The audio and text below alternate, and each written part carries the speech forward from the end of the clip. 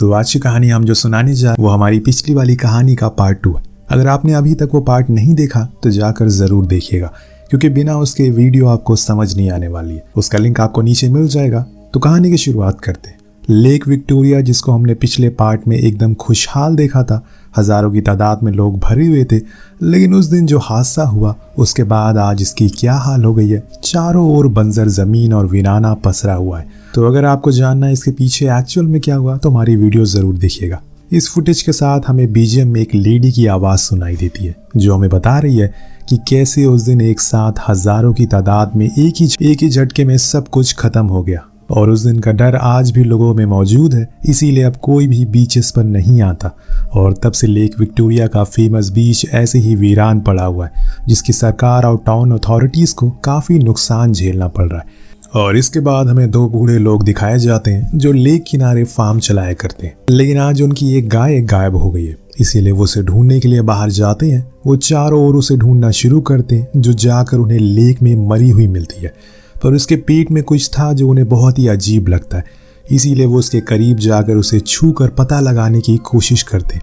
पर इतने में मैडी के हाथ उसकी टॉर्च गिर जाती है और उसका दोस्त अपनी लाइटर को जलाता है ताकि वो सही से देख पाए। लेकिन इतने में दोस्तों वहां पर एक तेज धमाका होता है। दरअसल उस गाय के मरने का कारण था उसके पेट में गैस का जमा होना, जो उस लाइटर के संपर्क में आने की वजह से फट जाती है। क्या उन दोनों को तो कुछ नहीं होता, लेकिन उस धमाके से एक ऐसी चीज हो गई थी जो कि नहीं होनी चाहिए थी।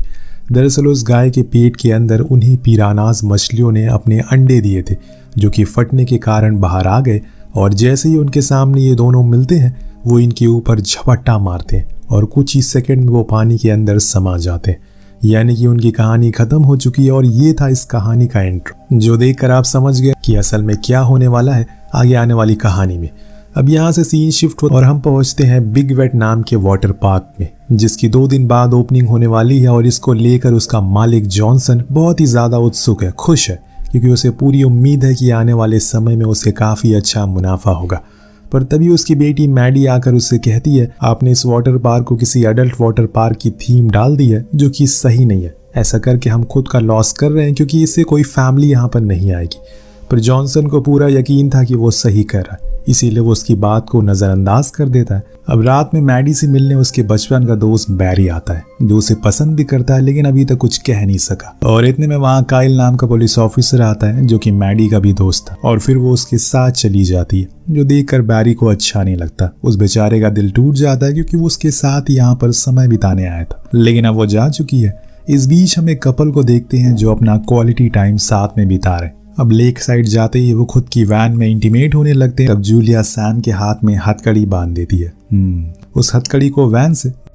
और इसके बाद दोनों ही खुद में इतना मस्त हो जाते हैं कि उन्हें यह पता ही नहीं चलता कि उन्होंने हैंड ब्रेक को तो खींचा ही नहीं है। इसके चलते कुछ ही देर बाद वो वैन सरकते हुए जाकर लेक में चली जाती है। जब तक ये दोनों बाहर आ पाते, उसमें पानी भरना शुरू हो जाता है। अब जूलिया तो बाहर फौरन निकलती है किसी से मदद मांगने के लिए, लेकिन नीचे सैम बेचारा उसी हथकड़ी को छुड़ाने की कोशिश में लगा रहता है।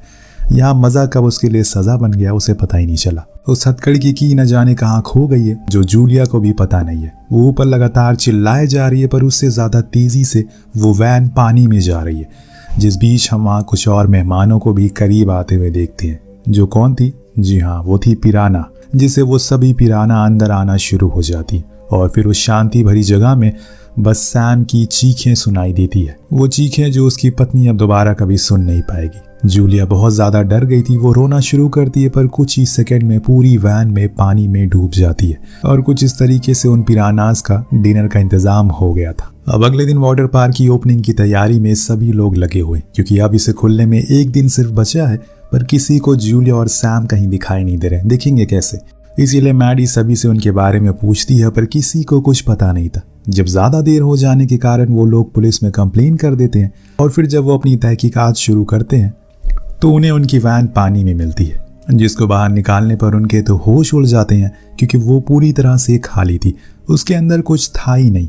क्या वो दोनों बच गए, या फिर उन्होंने इतनी बुरी तरह से उन्हें नोचा कि कुछ बचा ही नहीं? लगता है कि ये वाली पिराना पहले वाली से ज्यादा खतरनाक है। अब जब इस बारे में शैली को पता लगता है तो वो मायूस होकर लेक किनारे बैठ जाती है, क्योंकि जूलिया उसकी सबसे अच्छी दोस्त थी। पर वो कहीं मिल नहीं रही है और उसको ऐसे अकेला बैठकर देखकर मैडी उसके पास जाती है, उसे सहारा देने की कोशिश करती है। तभी अचानक से पिराना आकर मैडी के पैर पर काटने लगती है, लेकिन इतने में वो उसे ऊपर कर लेती है और वहां से भागना शुरू करती है। लेकिन इसी बीच शैली का पैर डॉग की लकड़ी में फंस जाता है, जिसके छुड़ाने के चक्कर में दोनों ही पानी में गिर जाते हैं। मतलब अब थ्रिलर शुरू होने वाला है। तब उसी समय हम देखते हैं कि एक झुंड में पिराना उनकी ओर आ रही हैं। इतने में मैडी एक दूसरी लकड़ी के टुकड़े पर जाकर बैठ जाती है, खुद को सेफ कर लेती है, लेकिन वो पिराना उस पर भी आने लगती है जम करके। इसलिए मैडी उसे दूसरी ओर आने को कहती है, लेकिन मैडी बहुत ज्यादा डरी हुई थी। वो हिम्मत जुटाती है और फिर जैसे तैसे करके वो दोनों किनारे तक पहुंचते हैं। पर यहाँ एक और भयानक चीज होती है जो उन्होंने अभी आज तक एक्सपीरियंस नहीं किया था। एक बड़ी सी पिराना मैडी की ओर जंप मारती है और वो तो सही मौके पर उसे पकड़ लेती है। तभी शैली एक बड़े से पत्थर से उसे कुचल देती है, जो उसे देखकर समझ जाता है कि वो पिराना है। लेकिन वो यहाँ कैसे आ गई? उसकी जानकारी के हिसाब से ये कई साल पहले खत्म हो चुकी है, लेकिन मैडी को अब इसके बारे में जानना था, क्योंकि उसने ऐसी कोई चीज पहली बार देखी थी। वो काइल को कॉल करके इस इंसिडेंट के बारे में बताता है और वो फौरन उसे मिलने आती है। इस दौरान कार में पीछे बैठे बैरी उन्हीं प्रोफेसर के बारे में इंटरनेट पर सर्च करता है जिसे हमने पार्ट 1 में देखा था। वो लोग डिसाइड करते हैं कि वो उन्हीं के पास जाएंगे, अपने सवालों के जवाब लेने की कोशिश करेंगे। सब मान जाते हैं और फिर वो तीनों ही प्रोफेसर हेनरी के घर के लिए निकलते हैं, जहां पहुंचकर वो उनसे बात करने की कोशिश करते हैं, उन्हें जानने की कोशिश करते हैं कि आखिर ये क्या चीज़ है। लेकिन प्रोफेसर को उनसे बात करने में कोई इंटरेस्ट नहीं था, पर उनकी रिक्वेस्ट करने पर वो मान जाते हैं।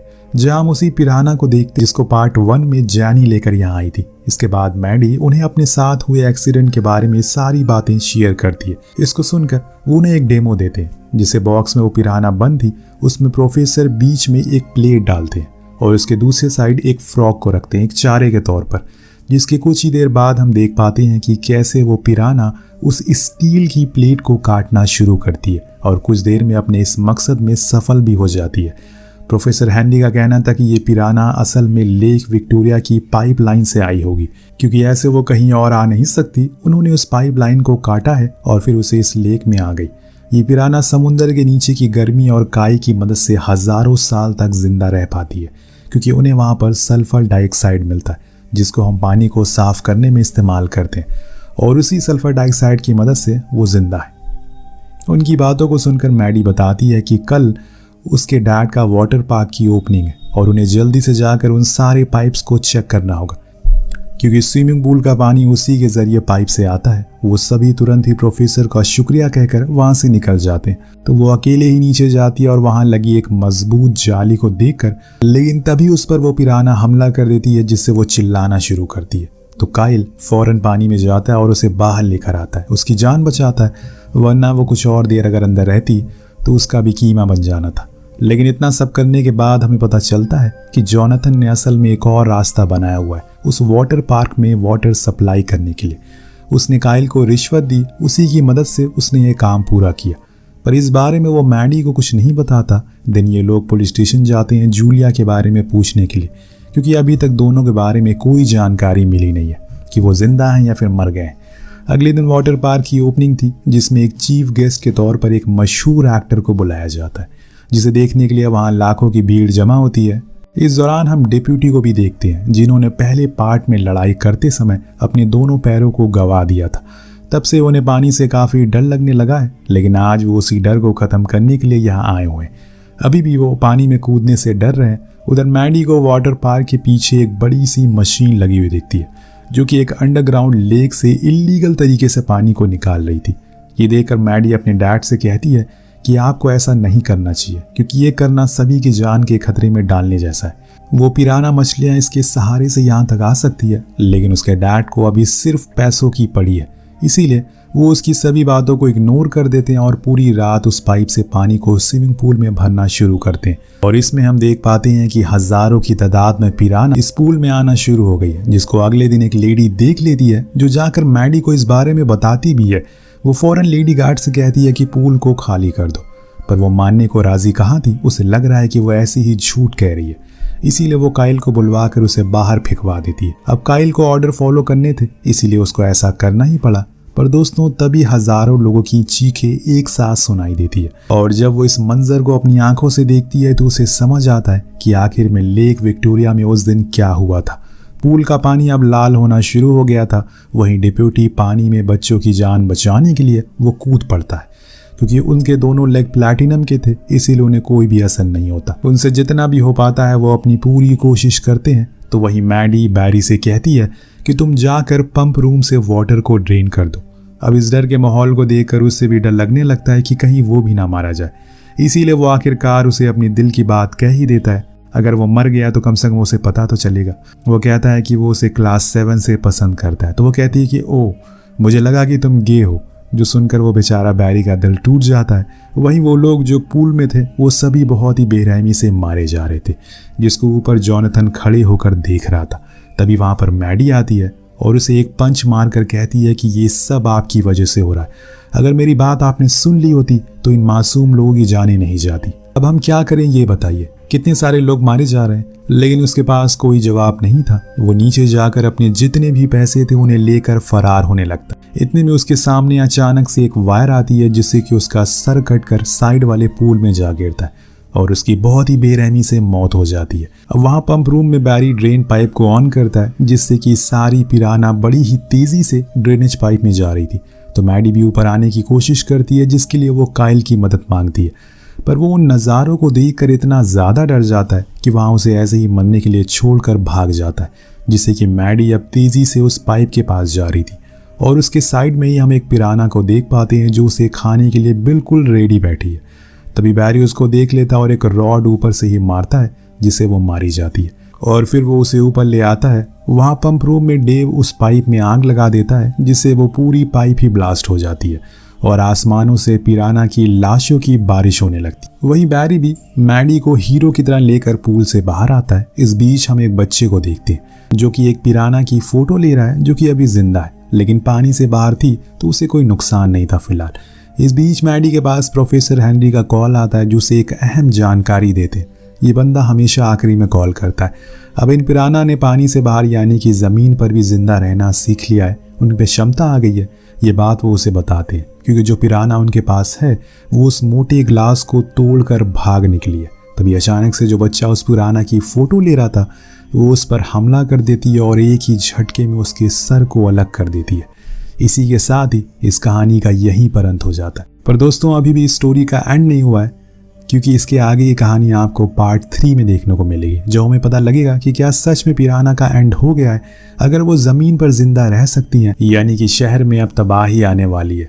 जिसके लिए हमें एम करते हैं 250 कमेंट का, जिसके बाद हम पार्ट 3 को लेकर आएंगे। तो आपको कहानी कैसी लगी नीचे कमेंट करके जरूर बताएगा। मिलते हैं अगली वीडियो में। Thank you so much watching. Peace out.